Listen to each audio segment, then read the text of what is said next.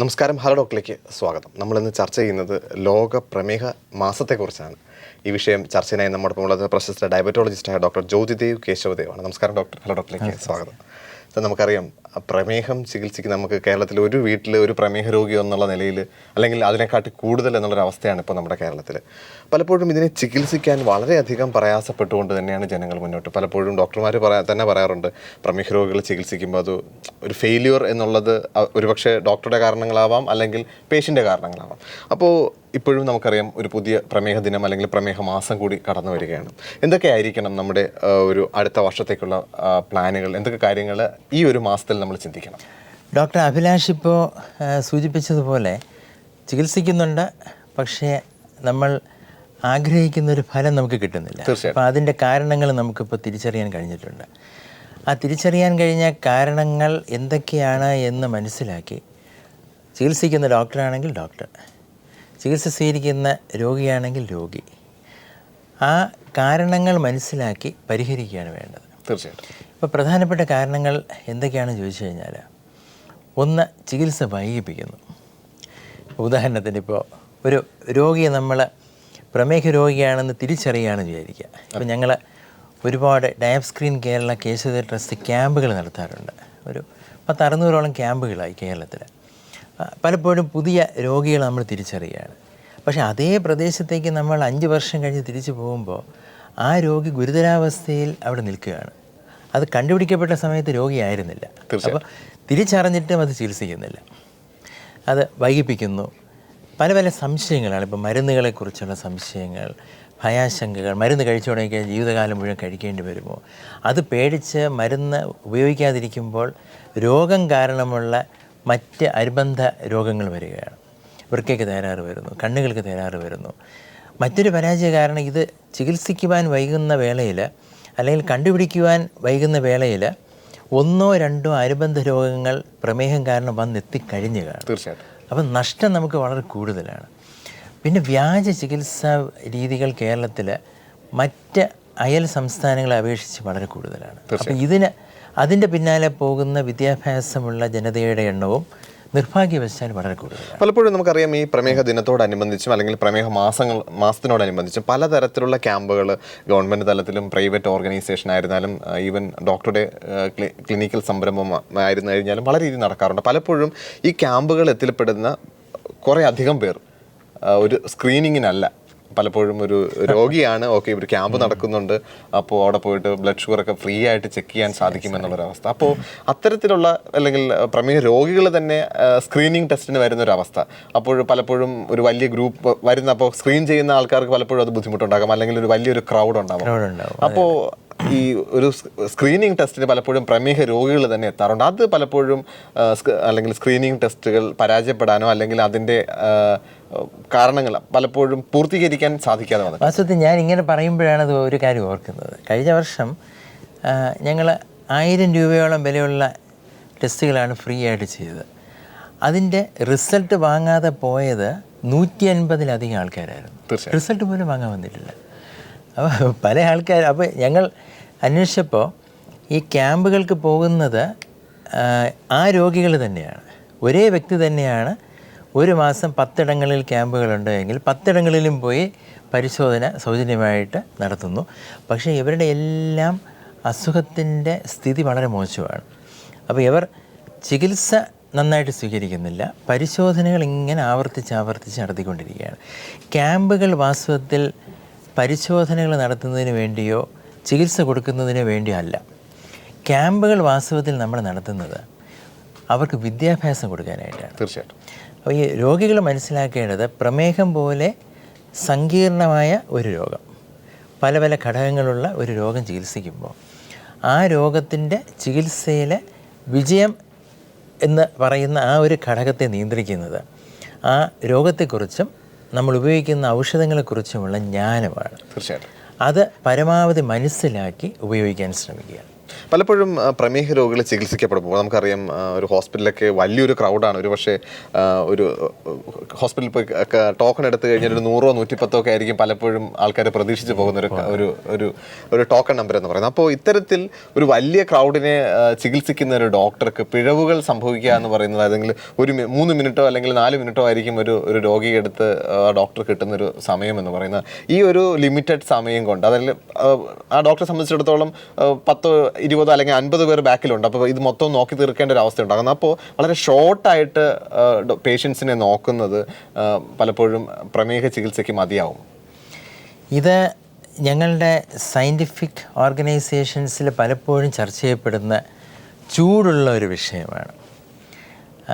വാസ്തവത്തിൽ ഇത് രണ്ടായിട്ട് നമുക്ക് കാണാം. ഒന്ന്, സാധിക്കുമെങ്കിൽ ഒരു ഡോക്ടർ കുറച്ച് കൂടുതൽ സമയമെടുത്ത് രോഗിയെ കാണാൻ ശ്രമിക്കുക. അങ്ങനെയാണ് ചികിത്സിക്കാൻ ശ്രമിക്കുന്നതെങ്കിൽ ഒരു ദിവസം പരമാവധി 25 രോഗികളെ കൂടുതൽ കാണാൻ സാധിക്കില്ല. അപ്പോൾ ഞങ്ങളുടെയൊക്കെ ഹോസ്പിറ്റൽസിൽ ഒരു ഡോക്ടർ പരമാവധി കാണുന്ന 25 പേഷ്യൻസിനെയാണ്. അത് എത്രയോ വർഷങ്ങളായിട്ട് അങ്ങനെ തന്നെയാണ്. അല്ലാതെ 200 300 പേരെ കാണേണ്ടതായിട്ട് വരികയാണെങ്കിൽ, കാരണം അതൊരു പ്രഷറാണ്, അത് മനഃപൂർവ്വമല്ല, കാരണം അത്രയും സമ്മർദ്ദമാണ് ഡോക്ടേഴ്സിന്. രോഗികളുടെ എണ്ണം നമ്മൾ ഇത്ര പ്രതീക്ഷിച്ചുവെങ്കിൽ അത് ഇത്രയായിട്ട് മാറിക്കഴിഞ്ഞു. അപ്പോൾ നിവർത്തിയില്ല ആർക്കും. അതെ. അപ്പോൾ അങ്ങനെ വേണ്ടി വരികയാണെങ്കിൽ നമ്മളുടെ കൂടെയുള്ള ഡയബറ്റീസ് എഡ്യൂക്കേറ്റേഴ്സ് രോഗികൾ മനസ്സിലാക്കണം. ഡോക്ടർ പറഞ്ഞു തരുന്നത് പോലെ തന്നെ ഈ എഡ്യൂക്കേറ്റേഴ്സിന് ഇത് പറഞ്ഞു കൊടുക്കാനായിട്ടുള്ള ജ്ഞാനമുണ്ട്, അവർക്കിതിനെക്കുറിച്ച് അറിയാം. അല്ലെങ്കിൽ ഡോക്ടർ തന്നെ എല്ലാം പറയണം, എന്നാലേ രോഗി വിശ്വസിക്കുള്ളൂ. തീർച്ചയായിട്ടും. കൊച്ചു കാര്യങ്ങൾ പോലും ഇപ്പോൾ ഡയറ്റീഷ്യൻ പറഞ്ഞു കൊടുക്കേണ്ട കാര്യം, ഈ എണ്ണ ഉപയോഗിക്കണം, ഈ എണ്ണ ഉപയോഗിക്കാൻ പാടില്ല, ഈ പഴം കഴിക്കണം, ഇങ്ങനെ കഴിക്കണം. അപ്പോൾ ഡോക്ടർ പറഞ്ഞാൽ അതുപോലെ ചെയ്യാം, ഇങ്ങനെ പറയുന്ന ആൾക്കാരുണ്ട്. അപ്പോൾ അങ്ങനെയല്ല, ഓരോ വിഷയം പഠിച്ച ആൾക്കാരുണ്ട്. അപ്പോൾ അവരുടെ അടുക്കൽ കുറച്ച് കൂടുതൽ സമയം ചിലവഴിച്ച് ഡയബറ്റീസ് നേഴ്സുണ്ട്, ഡയബറ്റീസ് എഡ്യൂക്കേറ്ററുണ്ട്. അപ്പോൾ ഡോക്ടറെ അടുത്ത് 1 2 മിനിറ്റ് ആണെങ്കിൽ അത് മാത്രം ചിലവഴിക്കുക. പക്ഷേ ബാക്കി കാര്യങ്ങളെല്ലാം മറ്റുള്ളവരിൽ നിന്ന് മനസ്സിലാക്കുക. അതുകൊണ്ട് ഈ ചെറിയ കൺസൾട്ടേഷൻ തീർച്ചയായിട്ടും ഈ വലിയൊരു പരാജയത്തിന് കാരണമാണ് എന്ന് സമ്മതിക്കാൻ നിവർത്തി. തീർച്ചയായിട്ടും. സാധാരണ പേഷ്യൻസ് എന്തൊക്കെ കാര്യങ്ങളിലാണ് യഥാർത്ഥത്തിൽ ഒരു പ്രമേഹ ചികിത്സയിൽ പരാജയപ്പെടുന്ന എപ്പോഴാണ്? പ്രമേഹ ചികിത്സയിൽ പരാജയപ്പെടുന്നത്, ഒന്ന്, എഴുതി കൊടുക്കുന്ന ഒരു 6 മരുന്നുകൾ കാണും. 5 6 മരുന്നുകളുണ്ടെങ്കിലേ പ്രമേഹം ഫലവത്തായിട്ട് ചികിത്സിക്കാൻ സാധിക്കും. രോഗി അതിൽ 1 2 3 മരുന്നുകൾ അങ്ങ് സ്വയം നിർത്തലാക്കും. അത് തുടർന്ന് കഴിക്കണമോ വേണ്ടയോ എന്നുള്ളത് ചോദിച്ച് മനസ്സിലാക്കാനായിട്ട് സാധിക്കാതെ വരുന്നു. 2, എവിടെ പോയി ചികിത്സിക്കണമെന്ന് അറിഞ്ഞുവിടാം. തീർച്ചയായിട്ടും. ഹാർട്ട് അറ്റാക്ക് വരുന്ന രോഗി പ്രമേഹത്തിനും വൃക്കരോഗത്തിനും ചിലപ്പോൾ വേറൊരിടത്തായിരിക്കും ചികിത്സിക്കുന്നത്. വൃക്കരോഗം വരുമ്പോൾ വൃക്ക ഡോക്ടറെ അടുത്ത് പോകുന്നു. കാലിന് വേദന വരുമ്പോഴത്തേക്ക് കാലിന് വേദന ചികിത്സിക്കുന്നിടത്ത് പോകുന്നു. ഇതെല്ലാം പ്രമേഹം നന്നായിട്ട് ചികിത്സിക്കാത്തത് കൊണ്ട് സംഭവിച്ചതാണ് എന്ന് രോഗിക്ക് മനസ്സിലാകുന്നുമില്ല. അത് ചികിത്സിക്കപ്പെടാതെ പോകുന്നു, അന്ധനായി മാറുന്നു, ലൈംഗികാവയവങ്ങൾക്ക് അസുഖം വരുന്നു, ഒരു 60 70 വയസ്സാകുമ്പോൾ മാനസിക പ്രശ്നങ്ങൾക്കും കാരണമാകുന്നു. 3, ഈ കോസ്റ്റ് എഫക്റ്റീവ്നെസ് അറിയില്ല. കോസ്റ്റ് എഫക്റ്റീവ്നെസ് എന്ന് പറഞ്ഞു കഴിഞ്ഞാൽ ഏറ്റവും ചിലവ് കുറഞ്ഞ ചികിത്സകൾ തേടിയാണ് മലയാളി പോകുന്നത്. ഏറ്റവും ചിലവ് കുറഞ്ഞ ചികിത്സ പെട്ടെന്ന് ഗുണം തരുന്നതായിരിക്കും. പക്ഷേ അത് വർഷങ്ങൾ കഴിയുമ്പോൾ അവയവങ്ങളെ ബാധിക്കുന്നതും ചികിത്സാ ചിലവ് 4 മുതൽ 6 മടങ്ങ് വർദ്ധിപ്പിക്കുന്നതുമായിരിക്കും. അനുബന്ധ രോഗങ്ങൾ വർദ്ധിപ്പിക്കുന്നതുമായിരിക്കും. പുതിയ ഔഷധങ്ങൾക്ക് താരതമ്യേന വില കൂടുതലായിരിക്കും. പക്ഷെ നമ്മളൊരു പുതിയ ഫോണോ പുതിയ വാഹനമോ വാങ്ങുന്നത് പോലെ പുത്തൻ സാങ്കേതിക വിദ്യയിൽ രൂപപ്പെടുത്തിയ വസ്തുക്കൾ അല്ലെങ്കിൽ ഔഷധങ്ങൾ താരതമ്യേന സുരക്ഷിതമായിരിക്കും. തീർച്ചയായിട്ടും സാർ, അതിലേക്ക് വരാം. ഒരു കോൾ നമ്മൾ വെയിറ്റ് ചെയ്തിരിക്കുകയാണ്. നമസ്കാരം, ഹലോ ഡോക്ടറിലേക്ക് സ്വാഗതം. ആരാ വിളിക്കുന്നത്? എൻ്റെ ഒരു സതീശനാണ്. ഡോക്ടർ നമ്മുടെ ഉണ്ടല്ലോ, സംശയം ചോദിക്കാം സാർ, പറയൂ. ഞാൻ കരുനാപ്പള്ളിന്ന് വിളിക്കുകയാണ്. പറയൂ. ഞാൻ എൻ്റെ ഒരു കൂട്ടുകാരനെ വേണ്ടിയിട്ട് വിളിക്കുക. അദ്ദേഹം ഗൾഫിലായിരുന്നു. അദ്ദേഹത്തിന് ആദ്യം ഷുഗർ 320 ഉണ്ടായിരുന്നു. 320 അല്ല 330. ഹലോ, പറയൂ കേൾക്കുന്നുണ്ട്. 330 വരെ ആയിരുന്നു. പിന്നെ അത് കഴിഞ്ഞ് അവിടെ ഗ്ലൈസിപ്പേ എന്നൊക്കെ പറയുന്ന ഗുളിക കഴിച്ചാണ് അദ്ദേഹത്തിന് കുറഞ്ഞു. പിന്നെ ഇപ്പൊ ഇവിടെ നാട്ടിൽ വന്ന് ഇപ്പൊ ലീവിന് വന്നേക്കുക. ഇപ്പൊ ലീവിന് വന്നപ്പോഴത്തേക്ക് ഇപ്പൊ ഷുഗർ ചെക്ക് ചെയ്തപ്പോഴത്തേക്ക് ഫാസ്റ്റിങ്ങില് 220, ഫാസ്റ്റ് അല്ലാത്തപ്പോഴത്തേക്ക് 300 ഒക്കെ നിൽക്കുകയാണ്. ഓക്കെ, അപ്പോൾ അങ്ങേക്ക് അറിയേണ്ടത് ഇനി എന്ത് ചെയ്യണം എന്നാണ് അറിയേണ്ടത് അല്ലേ? ഇപ്പം കഴിക്കുന്നത് ഗ്ലൈക്കോമെറ്റ് ട്രയോ 2 എന്ന് പറയുന്ന ഗുളികയാണ് കഴിച്ചുകൊണ്ടിരിക്കുന്നത്. ഓക്കെ, നമുക്ക് ഇപ്പോൾ ഈ ടെലിവിഷൻ പ്രോഗ്രാം ഈ ബ്രോഡ്കാസ്റ്റ് ചെയ്യുന്നത് പോലെ തന്നെ ഈ നമുക്കിപ്പോൾ ഈ ടെലികാസ്റ്റ് നിയമങ്ങളുണ്ടല്ലോ, അതുപോലെ തന്നെ ഈ പ്രമേഹ ചികിത്സയ്ക്ക് നമുക്ക് നിയമങ്ങളുണ്ട്, ഒരു നിയമാവലിയുണ്ട്. ചികിത്സ ഗൈഡ് ലൈൻസ് ഉണ്ട്, അല്ലെങ്കിൽ ആൽഗോരിതം ഉണ്ട്. അപ്പോൾ ഇത്രയും പഞ്ചസാര ഉണ്ട് എങ്കിൽ അതിൻ്റെ നിയമം എന്ന് പറയുന്നത് ഇൻസുലിൻ ഇഞ്ചക്ഷൻസ് കൊടുക്കണം. ആ ഇഞ്ചക്ഷൻസ് ഏത് വേണം, എങ്ങനെ വേണം എന്നുള്ളത് ഒരു ഡോക്ടർ തീരുമാനിക്കുന്നത് കുറേ പരിശോധനകൾ ചെയ്ത ശേഷമാണ്. ആ പരിശോധനകളുടെ അടിസ്ഥാനത്തിൽ ഈ പഞ്ചസാരയോടൊപ്പം അദ്ദേഹത്തിന് 1, 2, 3 മറ്റ് അസുഖങ്ങൾ കൂടി കാണും. അതെപ്പോഴും ഒപ്പം വരുന്നതാണ്. കാരണം ഈ ഡയബറ്റിസ് എന്ന് പറയുന്നത് നമുക്ക് ഒരു രോഗമല്ല, അത് ഒരു സിൻഡ്രോം എന്ന് നമ്മൾ വിളിക്കുന്ന കുറേ കാര്യങ്ങൾ ഒരുമിച്ചുള്ള ഒരു അസുഖമാണ്. അപ്പോൾ അതിന് പരിശോധനകൾ നടത്തി മനസ്സിലാക്കി പല മരുന്നുകൾ ഒരുമിച്ചാണ് ഉപയോഗിക്കുന്നത്. അല്ല, ഇപ്പം ചെക്ക് ചെയ്ത ഡോക്ടർ എല്ലാം ചെക്ക് ചെയ്തായിരുന്നു. ചെക്ക് ചെയ്തപ്പോഴത്തേക്ക് വേറെ കുഴപ്പമൊന്നും ഇല്ലെന്ന് പറയുന്നത് കേട്ടു. അതെ, നമ്മൾ ചെക്ക് ചെയ്യുന്നത് പലപ്പോഴും നമ്മളിവിടെ ഡോക്ടർ അഭിലാഷ് ഞാനും കൂടെ സംസാരിച്ചതുപോലെ നമ്മൾ ചെക്ക് ചെയ്യുന്നത് 2, 3 കാര്യങ്ങൾ മാത്രമായിരിക്കും. പ്രമേഹം വരുമ്പോൾ നമ്മൾ ഒരുപാട് പരിശോധനകൾ നടത്തിയാണ് നമ്മൾ ഭാവിയിലെ ഒരുപാട് കൂടുതലാകാൻ സാധ്യതയുള്ള ചികിത്സാ ചെലവ് കുറയ്ക്കേണ്ടതും നമുക്ക് മറ്റ് അവയവങ്ങളെ സംരക്ഷിക്കേണ്ടത്. അപ്പോൾ അതിന് നമുക്ക് കരൾ നോക്കണം, വൃക്ക നോക്കണം, ഹൃദയത്തിന് വേണ്ട രക്തപരിശോധനകൾ നടത്തണം, മൂത്രത്തിലെ ആൽബുമിനൂറിയ നോക്കണം, കണ്ണിനകത്തുള്ള റെറ്റിന പരിശോധിക്കണം. അങ്ങനെ ഒരുപാട് പരിശോധനകൾ നടത്തിയിട്ടാണ് ചികിത്സ നിശ്ചയിക്കുന്നത്. ഗുളികകൾ മാത്രമായിട്ട് ഇത്രയും പഞ്ചസാരയുള്ള ആൾക്ക് കൊടുക്കാറേയില്ല.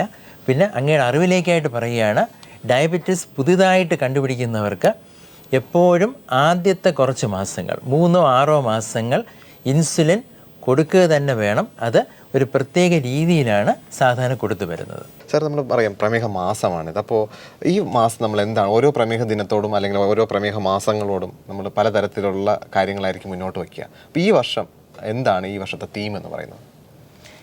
ഈ വർഷത്തെ തീം ബ്രേക്ക്ഫാസ്റ്റാണ് തീം. അത് ഒരു തമാശയാണ് കേൾക്കുമ്പോൾ. അത് ലോകം മുഴുവൻ ബാധകമായിട്ടുള്ളൊരു തീമാണ്. അത് ഒരു ദിവസം നമ്മൾ ആരംഭിക്കേണ്ടത് ഒരു ഹെൽത്തി ബ്രേക്ക്ഫാസ്റ്റോട് കൂടിയാണ്. ഇതാണ് ഇൻ്റർനാഷണൽ ഡയബറ്റീസ് ഫെഡറേഷൻ ഈ വർഷം നമുക്ക് തരുന്നൊരു സന്ദേശം. A healthy day begins with a healthy breakfast എന്ന് അർത്ഥമാക്കുന്ന ഒരു തീമാണ്. അതുകൊണ്ട് ഉദ്ദേശിക്കുന്നത് നമ്മൾ രാവിലെ കൃത്യമായ സമയത്ത് ബ്രേക്ക്ഫാസ്റ്റ് കഴിക്കുക. ബ്രേക്ക്ഫാസ്റ്റ് കഴിക്കാതിരിക്കുന്ന ഒരുപാട് പേരുണ്ട്. തീർച്ചയായിട്ടും. സ്കൂളിൽ പോകുന്ന കുഞ്ഞുങ്ങളുൾപ്പെടെ ബ്രേക്ക്ഫാസ്റ്റ് കഴിക്കാതിരുന്ന് കഴിഞ്ഞാൽ ശരീരത്തിൻ്റെ ഭാരം വർദ്ധിക്കാം. ബ്രേക്ക്ഫാസ്റ്റ് കഴിക്കാത്ത ആൾക്കാർക്ക്, അല്ലെങ്കിൽ ബ്രേക്ക്ഫാസ്റ്റ് ആരോഗ്യമുള്ള വിധത്തിൽ ഭക്ഷിക്കാത്ത ആൾക്കാർക്ക് പ്രമേഹം വരാനുള്ള സാധ്യത വളരെ കൂടുതലാണ്. പ്രമേഹം ഉള്ളവരാണെങ്കിലും ആരോഗ്യമുള്ള വിധത്തിൽ ബ്രേക്ക്ഫാസ്റ്റ് കഴിക്കുക. നമ്മൾ ബ്രേക്ക്ഫാസ്റ്റിൽ വെജിറ്റബിൾസ് ഇൻക്ലൂഡ് ചെയ്യണം, ഫ്രഷ് ഫ്രൂട്ട്സ് ഇൻക്ലൂഡ് ചെയ്യണം, ഫ്രൂട്ട് ജ്യൂസ് ഇൻക്ലൂഡ് ചെയ്യരുത്. പിന്നെ തീർച്ചയായിട്ടും പലയിടങ്ങളിലുള്ള ഭക്ഷണരീതികളിലുള്ള വ്യത്യാസമുണ്ട്. അതുകൊണ്ട് ആ സ്ഥാനത്തേക്ക് ഞാൻ പോകുന്നില്ല. ചില ആൾക്കാർ മാംസം കഴിക്കാറുണ്ട്. പക്ഷേ നമ്മൾ ഭക്ഷണത്തിൽ മാംസം ഉൾപ്പെടുത്തുമ്പോൾ റെഡ് മീറ്റ് പാടില്ല, ഫിഷ് കഴിക്കാം. അപ്പോൾ ബ്രേക്ക്ഫാസ്റ്റിന് ഒരു പ്രാധാന്യം കൊടുത്തുകൊണ്ട് അതിൻ്റെ അളവിനും സമയത്തിനും ഒരു പ്രാധാന്യം കൊടുത്തുകൊണ്ടുള്ള ഒരു വേൾഡ് ഡയബറ്റീസ് ഡേ ആണ് ഈ വർഷത്തേത്. തീർച്ചയായിട്ടും സാർ. അതുപോലെ തന്നെ നമുക്കറിയാം, ഇപ്പോൾ യങ് ഏജിൽ ഒരുപാട് പ്രമേഹ രോഗികൾ വരുന്നുണ്ട്. ഒരു 25 വയസ്സിലോ 22 വയസ്സിലോ ഇപ്പോൾ പ്രമേഹ രോഗിയാണെന്ന് ഡയഗ്നോസ് ചെയ്തപ്പെട്ട് കഴിഞ്ഞാൽ ഇപ്പോൾ പലപ്പോഴും ഓക്കെ ഇപ്പോഴും പ്രമേഹം വന്നു തുടങ്ങി എന്ന് ആൾക്കാർ അക്സെപ്റ്റ് ചെയ്യുന്ന ഒരു പ്രായമാണ് ഇപ്പോൾ. പലപ്പോഴും പ്രമേഹ രോഗിയായിട്ട് തന്നെ കല്യാണം കഴിക്കുന്ന സ്ത്രീയും പുരുഷനുമുണ്ട്. അത് പലപ്പോഴും ദാമ്പത്യ ബന്ധത്തിൽ എന്തെങ്കിലുമൊക്കെ പ്രശ്നങ്ങൾ സൃഷ്ടിക്കാനുള്ള സാധ്യതയുണ്ട്. പലപ്പോഴും നമുക്കറിയാം യങ് ഏജിൽ ഡയബറ്റീസ് വരുമ്പോൾ പലപ്പോഴും ഒരു കറക്റ്റായിട്ടുള്ള ട്രീറ്റ്മെൻറ്റ് എടുക്കണമെന്നില്ല. പലപ്പോഴും ഇപ്പോൾ കൂട്ടുകാരുടെ മുന്നിൽ പ്രമേഹ രോഗിയാണെന്ന് പറയാനുള്ള ബുദ്ധിമുട്ടുണ്ടാവും, അല്ലെങ്കിൽ അവരുടെ സ്വീറ്റ്സ് കഴിക്കുമ്പോൾ ഷെയർ ചെയ്യാനുള്ള ഒരു അവസ്ഥ ഉണ്ടാവും. പലപ്പോഴും കാണുന്നത് എനിക്കൊന്നും സംഭവിക്കില്ല, അല്ലെങ്കിൽ പ്രമേഹ രോഗിയാണെന്ന് ഡയഗ്നോസ് ചെയ്യപ്പെട്ടു എന്നാലും എനിക്കൊന്നും സംഭവിക്കില്ല എന്നുള്ളൊരു വിശ്വാസത്തോടുകൂടി നടക്കുന്ന ഒരു വളരെയേറെ യുവാക്കൾ നമ്മുടെ സമൂഹത്തിലുണ്ട്. നമുക്ക് ഈ പ്രമേഹം വന്നുകൊണ്ടിരുന്നൊരു പ്രായമുണ്ടായിരുന്നു. അത് പണ്ടൊക്കെ 60 വയസ്സായിരുന്നു, അത് 50 വയസ്സായി, പിന്നെ 40 വയസ്സായി. ഇപ്പം നമ്മൾ പുതിയതായിട്ട് പ്രമേഹം കണ്ടെത്തുന്ന ഒരുപാട് വ്യക്തികളുടെ ശരാശരി പ്രായം 25 വയസ്സൊക്കെയാണ്. അതെ. സ്ത്രീയാണെങ്കിലും പുരുഷനാണെങ്കിലും. ഈ അമിതവണ്ണം കാരണം ഉണ്ടാകുന്ന ടൈപ്പ് 2 പ്രമേഹ രോഗികളുടെ ശതമാനം 80% ആണ്. അതെ. അതായത് over weight and obesity contributes to 80% of new onset type 2 diabetes. അപ്പോൾ ആ ഒരു വിപ്ലവം നമ്മുടെ നാട്ടിലും തുടങ്ങിക്കഴിഞ്ഞു. 25 വയസ്സിലൊക്കെ പ്രമേഹം വരുമ്പോൾ അത് ഡോക്ടർ അഭിലാഷ് പറഞ്ഞതുപോലെ അത് ദാമ്പത്യ ബന്ധത്തെ ബാധിക്കുകയാണ്. ഇപ്പോൾ ഇത് കാരണമുള്ള ഡിവോഴ്സുകളും കൂടുതലാണ്. ഇപ്പോൾ ഞങ്ങളെപ്പോലുള്ള ഡോക്ടർമാർക്ക് ഇത് വല്ലാത്തൊരു മാനസിക പ്രയാസമാണ്. ഞാൻ ഇന്നും അങ്ങനെ ഒരാളിനെ കണ്ടു. ഇന്നലെയും എനിക്ക് അങ്ങനെ ഒരു പെൺകുട്ടിയെ ആൺകുട്ടിയെ കാണാനിടയായി സംസാരിക്കേണ്ടി വന്നു. അപ്പോൾ ഇവിടെ ഇത്രയേ ഉള്ളൂ. അമിതവണ്ണം കാരണമുള്ള പ്രമേഹമാണ് എങ്കിൽ ആ ടൈപ്പ് 2 ഡയബറ്റീസ് വണ്ണം കുറയ്ക്കുന്ന വേളയിൽ അത് ഏകദേശം പൂർണ്ണമായിട്ട് തന്നെ അപ്രത്യക്ഷമാവും. അത് ജീവിതകാലം മുഴുവൻ ചികിത്സിക്കേണ്ടതായിട്ട് വരില്ല. പക്ഷെ വണ്ണം കുറയ്ക്കാൻ സാധിക്കണം. ആ വണ്ണം കുറയ്ക്കാൻ സാധിക്കുന്നതോടൊപ്പം അതുപോലെ തന്നെയുള്ളൊരു ഭക്ഷണ രീതിയും വ്യായാമവും ജീവിതകാലം മുഴുവൻ തുടരാനായിട്ടുള്ള ഒരു വിൽ പവറും ആ പെൺകുട്ടിക്ക് ആൺകുട്ടിക്കും വേണം. അതിനുള്ള ഔഷധങ്ങളും നമുക്കിപ്പോൾ ഉണ്ട്. പാർശ്വഫലങ്ങളില്ലാത്ത ഇഞ്ചക്ഷൻസും ഉണ്ട്. GLP-1 റിസപ്റ്റർ അഗണിസ്റ്റ് പോലെയുള്ള ഇഞ്ചക്ഷൻസ് ഉണ്ട്. അതും വ്യായാമം ഒപ്പം മതി. പിന്നെ ടൈപ്പ് 1 ഡയബറ്റീസ്. ടൈപ്പ് 1 ഡയബറ്റീസ് 5 വയസ്സ് 6 വയസ്സിലൊക്കെയാണ് ശരാശരി വരുന്നത്. നന്നായിട്ട് ഇതൊക്കെ ചികിത്സിക്കാൻ സാധിക്കുകയാണ് എങ്കിൽ നമുക്ക് വളരെ സുഖമായിട്ട് തന്നെ ജീവിക്കാൻ സാധിക്കും. സാർ, നമ്മൾ ഒരുപാട് പ്രമേഹ രോഗികൾ ഈ പ്രോഗ്രാം കണ്ടിരിക്കുന്നുണ്ടാവും. അപ്പോൾ അവരുടെ ഡോക്ടർക്ക് എന്ത് നിർദ്ദേശമാണ് യഥാർത്ഥത്തിൽ കൊടുക്കാറുള്ളത്? പ്രമേഹം കണ്ടെത്തുന്ന വേളയിൽ തന്നെ വിശദമായിട്ട് നമ്മുടെ എല്ലാ അവയവങ്ങൾക്കും വേണ്ടിയുള്ള പരിശോധന നടത്തുക. ആ പരിശോധനയുടെ അടിസ്ഥാനത്തിൽ ഒരു പ്രമേഹ സ്പെഷ്യാലിറ്റി ക്ലിനിക്കിൽ പോയി അവിടെയുള്ള ഡോക്ടറുടെ, ഡയറ്റീഷ്യൻ്റെ, നേഴ്സിൻ്റെ, എഡ്യൂക്കേറ്ററിൻ്റെ നിർദ്ദേശപ്രകാരമുള്ള മരുന്നുകൾ വളരെ ശാസ്ത്രീയമായിട്ട് ഉപയോഗിക്കുക. പ്രമേഹം ചികിത്സിക്കുന്ന വേളയിൽ അംഗീകൃതമല്ലാത്ത അല്ലെങ്കിൽ ആഗോളതലത്തിൽ അംഗീകരിക്കാത്ത ഔഷധങ്ങളൊന്നും തന്നെ സ്വയം നമ്മുടെ ശരീരത്തിൽ പരിശോധിക്കരുത്. 3-4 മാസത്തിലൊരിക്കലെങ്കിലും പരിശോധനകൾ ആവർത്തിച്ചുകൊണ്ടിരിക്കണം. ഇൻസുലിൻ ഇഞ്ചക്ഷൻസ് ഡോക്ടർ എപ്പോഴാണോ നിർദ്ദേശിക്കുന്നത് അത് ചിലപ്പോൾ പ്രമേഹം തുടങ്ങുന്ന വേളയിലായിരിക്കും, അല്ലെങ്കിൽ ഒരു 5-6 വർഷങ്ങൾ ആകുമ്പോഴായിരിക്കും. അതപ്പം തന്നെ തുടങ്ങുക. ഗ്ലൂക്കോമീറ്റർ ഉപയോഗിച്ചായിരിക്കണം ഷുഗർ നോക്കേണ്ടത്. വല്ലപ്പോഴും ഒരിക്കൽ ലബോറട്ടറിയിൽ പോയിട്ട് ബ്ലഡ് ഷുഗർ പരിശോധിക്കരുത്. ദിവസവും 30 മിനിറ്റ് കൃത്യമായിട്ട് നടക്കുവാൻ ശ്രമിക്കണം. 2 ദിവസങ്ങളിൽ കൂടുതൽ ഇടവേള വരാൻ പാടില്ല. കൂടുതൽ പ്രാവശ്യം രക്തപരിശോധന നടത്തുകയും കൂടുതൽ പ്രാവശ്യം ഇഞ്ചക്ഷൻസ് എടുക്കുകയും ചെയ്യുന്ന പ്രമേഹ രോഗികൾ അത് നന്നായിട്ട് ചികിത്സിക്കുന്നവരാണ്. പ്രമേഹ രോഗികളാണെങ്കിൽ വാസ്തവത്തിൽ നന്നായിട്ട് ചികിത്സിക്കുന്നവർ മറ്റുള്ളവരെക്കാളും കൂടുതൽ വർഷങ്ങൾ സുഖമായിട്ട് ജീവിച്ചിരിക്കുകയും ചെയ്യും. അതുകൊണ്ട് പ്രമേഹം ഉണ്ടെങ്കിൽ അത് ആഘോഷിക്കുക, സന്തോഷിക്കുക. തീർച്ചയായിട്ടും സാറിൻ്റെ തിരക്കേറിയ സമയം പീപ്പിൾ ടിവിയോട് സഹകരിക്കാൻ നമ്മുടെ പ്രേക്ഷകർക്ക് വേണ്ടിയിട്ട് പ്രമേഹ മാസത്തെക്കുറിച്ചും അതുപോലെ തന്നെ പ്രമേഹത്തെക്കുറിച്ച് വളരെ വിശദമായി തന്നെ പറഞ്ഞു തന്നതിൽ ഈ അവസരത്തിൽ തീർച്ചയായിട്ടും വീണ്ടും കാണാം. Thank you very much. ഇനി നിങ്ങളുടെ അഭിപ്രായങ്ങളും നിർദ്ദേശവും ഞങ്ങൾ എഴുതി അറിയിക്കാൻ മറക്കരുത്. അറിയിക്കേണ്ട വിലാസം നിങ്ങൾക്കറിയാം. To the producer, hello doctor, people Malayalam communications limited, Kairali towers, Palayam, Thiruvananthapuram 34. നിങ്ങൾക്ക് ഇമെയിൽ ചെയ്യാം hello doctor@peopletv.in എന്ന വിലാസത്തിൽ. പുതിയൊരു വിഷയവുമായി നാളെ വീണ്ടും കാണാം. നന്ദി, നമസ്കാരം.